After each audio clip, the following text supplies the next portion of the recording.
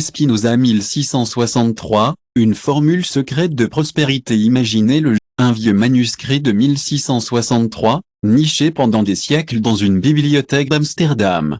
Les pages jaunissent, l'écriture est délicate, et elle est si puissante et révolutionnaire que même les plus grands esprits de la philosophie ont fait tout ce qu'ils pouvaient pour le cacher. Pourquoi cette formule était-elle si spéciale? Il avait la capacité incroyable de transformer quiconque, d'une personne ordinaire en architecte.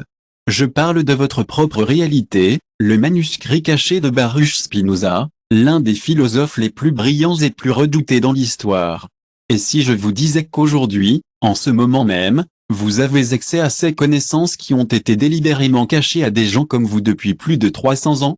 Une technique qui peut littéralement reprogrammer votre esprit pour manifester la prospérité dans tous les domaines de votre vie semble trop belle pour être vraie, n'est-ce pas? Je ne sais pas si vous avez entendu, mais certaines personnes ont essayé de garder ces connaissances cachées depuis longtemps. Je vais partager tout ce que je peux sur cette formule secrète en 3 étapes. C'est beaucoup à prendre, mais je ferai de mon mieux pour le décomposer pour vous. Vous découvrirez un gars nommé Spinoza et pourquoi certaines personnes avaient peur de ses idées. Tout cela du XVIIe siècle à Amsterdam. C'est peut-être pourquoi ils ont essayé d'éviter ces connaissances pendant si longtemps. Restez jusqu'à la fin de cette vidéo, car je vais révéler chaque détail de cette formule secrète en 3 étapes que les élites intellectuelles ne veulent pas que vous découvriez. Vous découvrirez l'homme derrière les idées, un jeune juif de 24 ans nommé Baruch Spinoza qui venait d'être excommunié de votre communauté de la manière la plus grave possible. Il a été accusé d'avoir contesté les autorités à la fois religieuses et politiques, de son temps avec des idées si révolutionnaires qu'elles ont transformé le philosophe. Et Spinoza a remis en question la base de toute pensée conventionnelle à Dieu et à la nature. Le pauvre gars, Baruch Spinoza, a été expulsé de votre communauté pour avoir pensé par lui-même.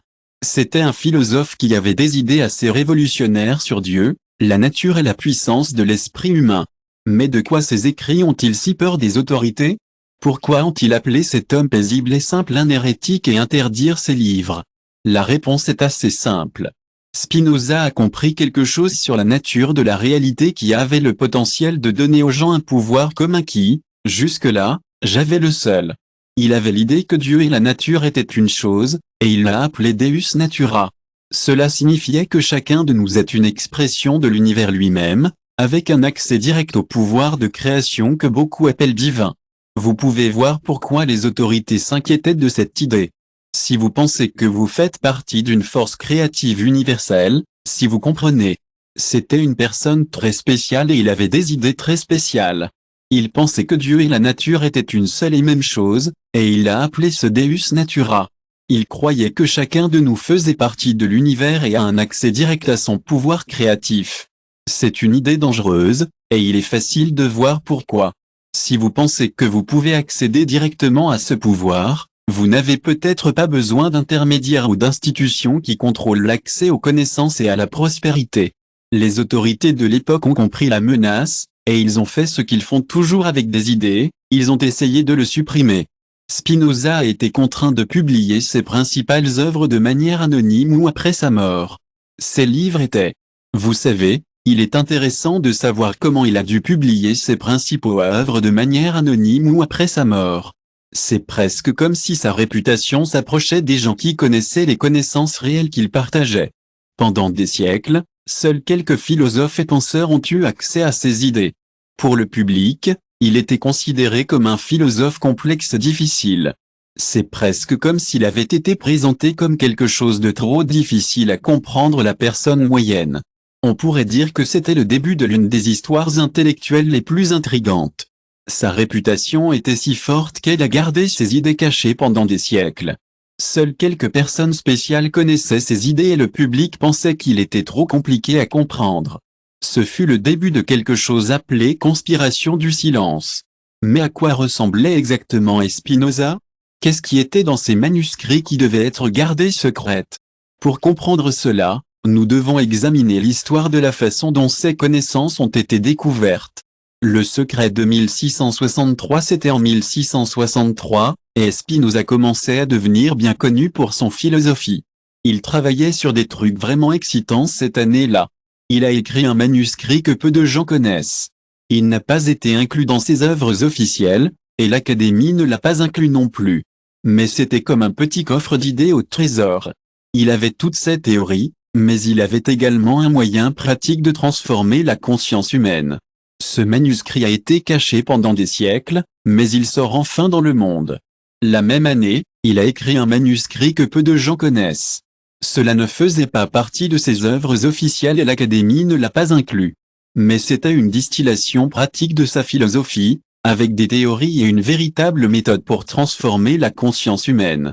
Le manuscrit est resté caché pendant des siècles, gardé secret des chercheurs aux chercheurs, jusqu'en 1952. Lors de la réorganisation d'une petite bibliothèque privée en Hollande, un ensemble de pages a été trouvé. Ils ont été écrits avec l'écriture du philosophe Spinoza. Les pages avaient beaucoup de connaissances bien au-delà de la philosophie. Ce que ces pages ont révélé était un 3 sur 1952, lors de la réorganisation d'une petite bibliothèque privée en Hollande, un ensemble de pages a été trouvé dans une copie de l'éthique de Spinoza. Ces pages ont été écrites avec la caractéristique de la calligraphie du philosophe et ont révélé une formule en 3 étapes qui était choquante. Les pages ont été codées entre les réflexions philosophiques qui expliquaient comment n'importe qui pouvait accéder au pouvoir de manifestation de sa conscience. Cette technique a unifié le pouvoir de l'esprit avec les lois de la nature, permettant à tout praticien de souligner sa réalité. Lorsque cette découverte est arrivée dans les cercles académiques, il a été rapidement supprimé et classé comme spéculatif ou non. La formule étape était vraiment surprenante. Il a été écrit d'une manière qui vous a fait penser aux grandes idées, comme la façon dont nous avons tout le pouvoir de créer notre propre réalité. C'était comme un code secret qui reliait l'esprit aux lois de la nature. Lorsque les gens l'ont découvert, le monde académique a essayé de le cacher. Ils ont dit que c'était trop spéculatif ou non authentique. Mais quand les experts ont regardé l'écriture, ils ont dit que c'était réel. Alors, pourquoi était-ce si dangereux pour les personnes en charge des connaissances? Ils ont toujours pensé que seuls les experts pouvaient comprendre les choses. Pensez à ce qui se passerait si tout le monde pouvait accéder à cette connaissance secrète. Ce serait comme une porte qui s'ouvrait dans un monde où nous pouvons tout créer notre propre réalité. Et c'est là depuis plus de 350 ans. Je sais que l'ensemble du système de dépendance, les parties intellectuelles et spirituelles de celui-ci, s'effondrerait. Je suis ravi de partager avec vous les 3 étapes de cette formule secrète. Je n'en parle pas comme une théorie abstraite, mais comme une méthode pratique que vous pouvez commencer à appliquer aujourd'hui. Nous allons commencer par la première et la plus fondamentale, la première étape de la formule de libération est mentale. La première étape de la formule est le secret des Vinosa, qu'il a appelé Emendatio Intellectu, la purification.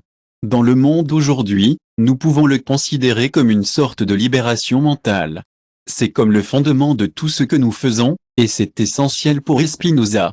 Nos esprits peuvent s'en mêler dans toutes sortes d'idées, de croyances et d'idées préconçues.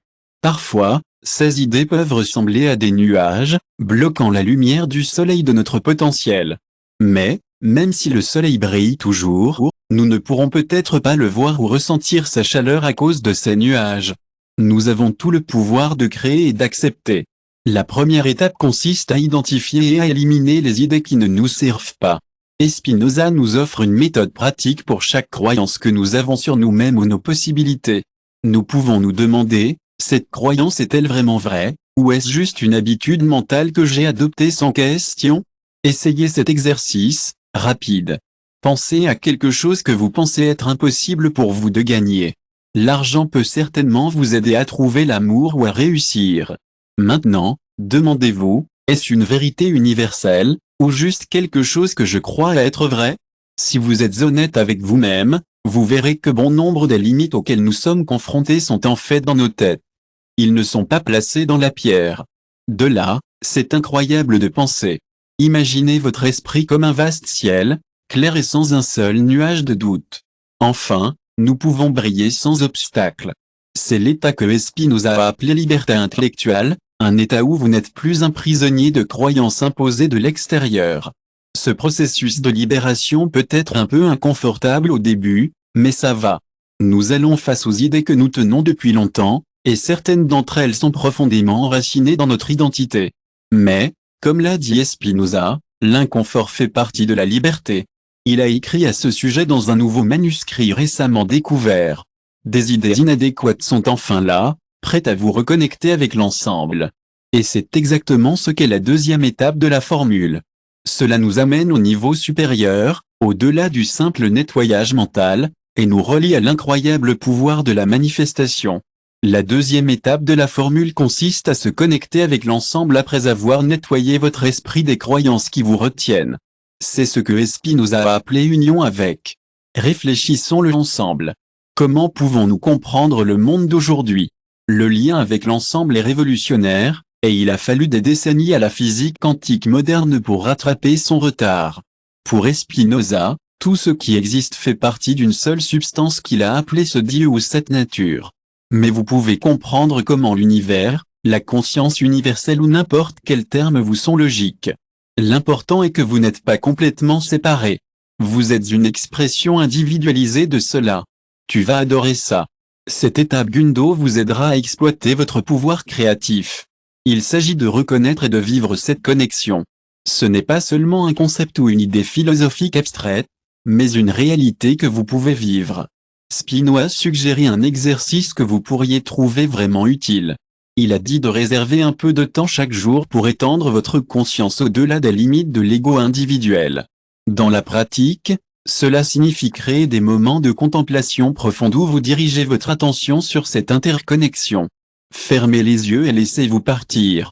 Fermez les yeux un instant et imaginez non pas comme un être isolé, mais comme une vague dans l'océan infini de la conscience universelle. Vous gardez votre individualité, mais vous reconnaissez que votre essence est la même que l'univers entier. Lorsque vous en faites vraiment l'expérience, quelque chose d'extraordinaire se produit, vous vous rendez compte que vous avez accès au même pouvoir créatif qui génère toute la réalité. Comme l'a écrit Spinoza, l'esprit qui inclut son syndicat avec tout peut. Et, parlons de la façon dont nous pouvons comprendre cela du point de vue de la physique quantique.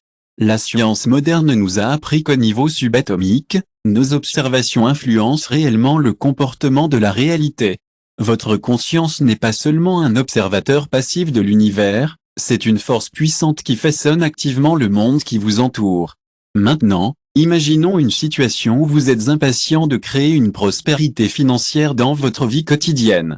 Vous pensez peut-être à la conscience comme distincte de la prospérité, et vous pourriez travailler dur pour l'obtenir. Mais lorsque vous vous connectez avec l'univers entier, vous verrez que la prospérité est toujours là, attendant que vous en faisiez l'expérience. Cette conscience changera tout pour vous. Vous commencerez à voir des opportunités que vous ne connaissiez pas.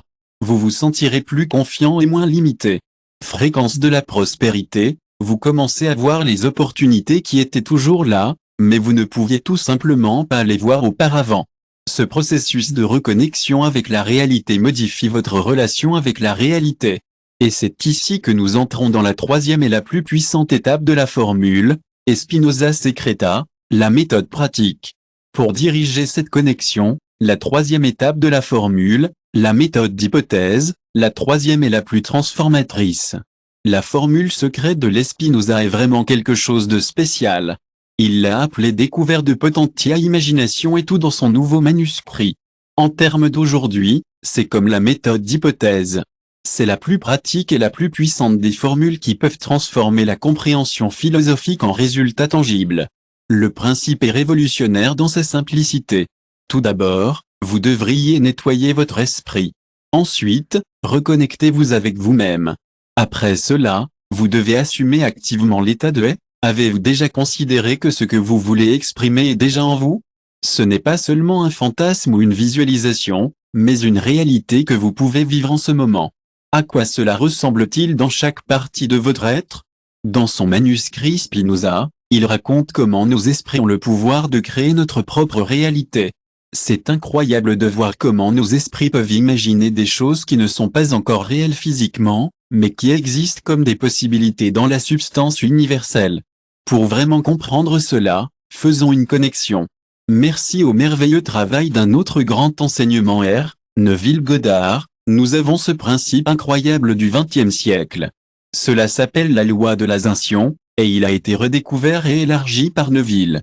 Ce que Neville a enseigné, qui a été écrit par Spinoza, C'est que lorsque vous voulez quelque chose, vous devez imaginer ce que vous ressentiriez si vous l'avez. C'est un moyen vraiment puissant de manifester vos désirs. Regardons un exemple pour voir comment cela fonctionne. Disons que vous voulez exprimer une augmentation de la méthode de revenu importante. L'hypothèse ici est que vous entrez dans l'état mental et émotionnel de quelqu'un qui a déjà atteint ce niveau de prospérité. Cela va au-delà de la simple visualisation. Vous devez habiter complètement cet état. Comment vous sentez-vous dans cette nouvelle réalité? Financièrement? Comment respirez-vous? Comment parlez-vous? Quelles pensées surviennent naturellement? Comment interagissez-vous avec les autres? Comment vous habillez-vous? Votre avenir? Vous avez votre... C'est tellement excitant de voir jusqu'où la science est arrivée. C'est comme si nous commencions enfin à comprendre ce que Spinoza a découvert il y a des siècles. Il y a cette recherche étonnante en neuroplasticité qui montre comment notre cerveau peut littéralement changer pour s'adapter à nos nouveaux états mentaux. Et c'est comme si la physique quantique disait que notre conscience influence directement la façon dont nous voyons la réalité. C'est comme si Spinoza était celle qui découvre ce secret, et maintenant nous commençons enfin à voir comment cela fonctionne. C'est comme si vous changez votre état mental, vous changez votre réalité mentale. Et, parlons du pouvoir de l'imagination. Lorsque nous l'exprimons de la bonne façon, ce n'est pas seulement un imaginaire, c'est une superpuissance qui façonne notre monde. Cela semble facile, non? Mais pour le faire fonctionner, nous devons être disciplinés et nous y tenir. Même Spinoza a dit que nos esprits peuvent être délicats et pourraient combattre le changement. C'est là que la première étape, la libération mentale, entre en jeu. Il s'agit de reconnaître et de laisser aller ces idées qui ne correspondent tout simplement pas. Et, je vous laisse juste défier doucement le nouvel état que vous avez supposé. Il est totalement valable d'avoir des questions, et je suis là si vous avez besoin d'un peu plus de contexte. Cette méthode est assez puissante, mais ce n'est pas quelque chose dont on parle souvent. Il y a une raison pour laquelle certaines personnes ont essayé de garder ces connaissances cachées pendant des siècles. Si nous voulons comprendre pourquoi, nous devons examiner les structures de puissance qui bénéficient de notre contact avec notre propre potentiel créatif. Cette connaissance a été cachée pour une raison. Une grande partie de l'histoire de l'humanité concerne le contrôle des connaissances. Qui contrôle ce que nous savons contrôle qui nous sommes et ce que nous devenons. Nous pouvons atteindre, et la formule d'Spinoza représente une menace directe pour ce contrôle. Réfléchissez un instant à ce qui se passerait si chaque personne découvrait qu'elle avait le pouvoir inné de manifester sa propre réalité. Il n'aurait pas besoin de systèmes complexes, d'intermédiaires ou d'autorisation externe pour créer une prospérité et un bien-être. L'ensemble du système de dépendance sur lequel notre société est basée commencerait à s'effondrer. À l'époque d'Spinoza, les autorités étaient-elles religieuses? Le premier. Les philosophes qui croyaient en un Dieu qui faisait partie de la nature et que chaque personne pouvait se connecter avec ce pouvoir étaient considérés comme une menace. Cela signifiait que l'Église n'était pas nécessaire en tant qu'intermédiaire entre Dieu et les gens. Pour cette raison, certaines personnes ont été excommuniées. Mais ce ne sont pas seulement les institutions religieuses qui se sentaient menacées. La communauté académique et intellectuelle a également vu une menace dans la philosophie d'Spinoza.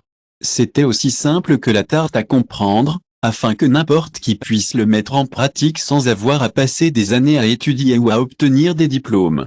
À l'époque, les intellectuels étaient un peu comme les gardiens du monopole de la connaissance, et ils étaient un peu possessifs à ce sujet.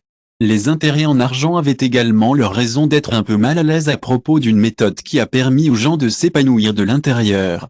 C'était comme une menace directe pour les systèmes qui ont maintenu l'économie sous leur pouce.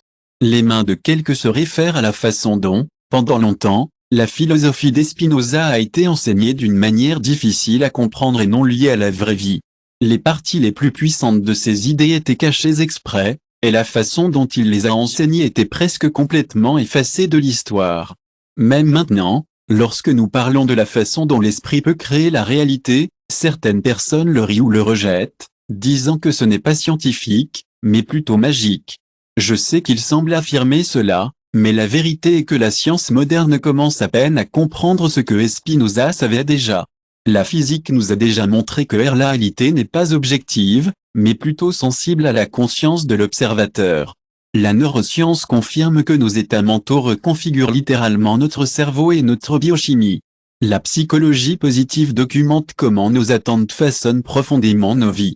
Vous avez maintenant de grandes connaissances, et il est temps de commencer à l'utiliser pour améliorer votre vie. Nous avons un exercice pour vous qui vous aidera à transformer votre réalité. Maintenant que vous connaissez les 3 étapes de la formule secrète d'Espinoza, nous allons les mettre dans un exercice pratique que vous pouvez commencer à utiliser tout de suite. C'est la méthode, tout comme elle a été écrite dans le manuscrit 1600. Vous aurez juste besoin de 20 minutes par jour pour le faire. L'exercice est un excellent moyen de renforcer votre humeur et de se faire de l'air frais. Essayez de trouver un endroit confortable où vous ne serez pas dérangé et prenez quelques respirations profondes et conscientes pour commencer. Une façon de commencer est d'identifier une croyance spécifique qui pourrait vous empêcher d'atteindre vos objectifs. Cela pourrait être quelque chose de se sentir comme de l'argent ne vient pas facilement pour que des gens comme moi aient besoin de travailler très dur pour réussir. Maintenant, plongeons et commençons à poser des questions qui peuvent vous aider à vous libérer de ces croyances et à adopter une perspective plus positive. J'arrive totalement d'où vous venez, et je crois vraiment que cette croyance est universelle. Mais j'ai aussi vu des exemples qui vont à contre-courant. Si je ne l'avais pas vu par moi-même, je ne l'aurais jamais cru. Je comprends ce que vous ressentez et je veux que vous sachiez que vous avez le pouvoir de vous libérer de ces limitations. Imaginez simplement ces croyances comme des nuages sombres qui se dissipent, révélant un ciel clair et brillant. C'est l'état de clarté mentale qu'Espinoza a appelé intellectuel de libertà. Connexion de 2e étape. Avec le tout, vous pouvez étendre votre conscience au-delà des limites de votre corps physique. Imaginez que vous êtes une expression individualisée de la conscience universelle. Respirez profondément et imaginez qu'à chaque inspiration, vous absorbez l'énergie infinie de l'univers. À chaque expiration, vous fondez. Imaginez que vous êtes une vague dans l'océan infini de l'existence individuelle sous votre forme, mais inséparable de l'essence de tout ce qui existe mentalement. Je suis une expression vivante du pouvoir créatif divin qui existe dans chaque cellule de l'univers. Chaque aspect de l'existence, y compris la potentialité des choses encore à être, est présent en moi comme possibilité. La 3e étape est la méthode d'hypothèse, qui est vraiment puissante. Voici comment cela fonctionne, choisissez de vous imaginer dans l'état mental et émotionnel de quelqu'un qui a déjà réalisé ce que vous aspirez. Ne l'imaginez pas comme quelque chose de distant à l'avenir, au lieu de cela, le ressentez comme votre réalité actuelle. Comment vous sentiriez-vous si vous aviez déjà atteint votre objectif? Imaginez être dans ce genre de prospérité. À quoi ressemblerait votre journée? Comment déplaceriez-vous dans le monde? À quoi ressemblerait votre posture, votre respiration et votre ton? Cet état consiste à se sentir reconnaissant pour ce que vous avez et être rempli d'émotions positives. Il s'agit de faire des changements positifs dans votre vie. Espinoza a dit que la chose la plus importante était d'être réel et fidèle à vous-même lorsque vous ressentez ce nouveau statut. Vous pouvez rendre cette expérience encore plus puissante en répétant la phrase affirmative à l'heure actuelle dans votre esprit. Cela vous aidera à capturer l'essence de ce que vous manifestez. Par exemple, vous pourriez dire « Je suis naturellement prospère dans tous les aspects de ma vie où l'abondance s'écoule facilement et en continu ». Continuez à répéter cette phrase dans votre esprit tout en gardant l'état émotionnel qui l'associe. Mais rappelez-vous, les mots ne sont qu'un véhicule pour l'état de conscience. C'est l'état qui manifeste la réalité, pas les mots eux-mêmes. Votre exercice se termine par une belle déclaration de livraison et de confiance. Ceci est déjà fait dans le domaine des possibilités infinies. Maintenant, permettez à cela de se manifester dans votre réalité physique au moment idéal et de la manière parfaite. Il est si important d'être cohérent dans cette pratique. J'ai essayé cette méthode et j'ai vu des résultats extraordinaires en seulement 21 jours de pratique quotidienne. Vous commencerez à voir des opportunités synchroniques et des informations créatives inattendues émerger. Et des changements dans la façon dont les gens vous réagissent. Il est important de se rappeler que cette méthode ne consiste pas à remplacer l'action physique, mais à transformer plutôt la qualité et la direction de cette action. Comme l'a écrit Espinoza, le bon esprit guide le corps vers des actions qui manifestent ce qui a déjà été conçu.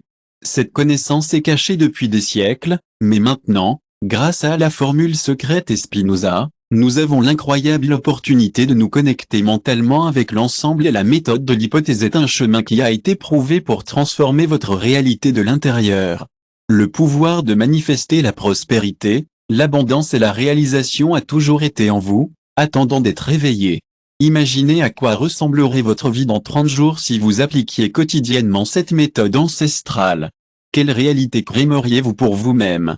Quel niveau de prospérité manifesteriez-vous? Le manuscrit de 1663 n'était pas caché par hasard. Il contient un pouvoir transformateur que les institutions craignaient toujours que vous revendiquons, et vous pouvez commencer aujourd'hui. Partagez les commentaires quel aspect de votre vie vous transformerez d'abord en utilisant la formule secrète des Spinoza. Assurez-vous de regarder notre prochaine vidéo, où nous révélerons les techniques que d'autres grands philosophes de l'histoire manifestent pour manifester les réalisations de leurs aînés.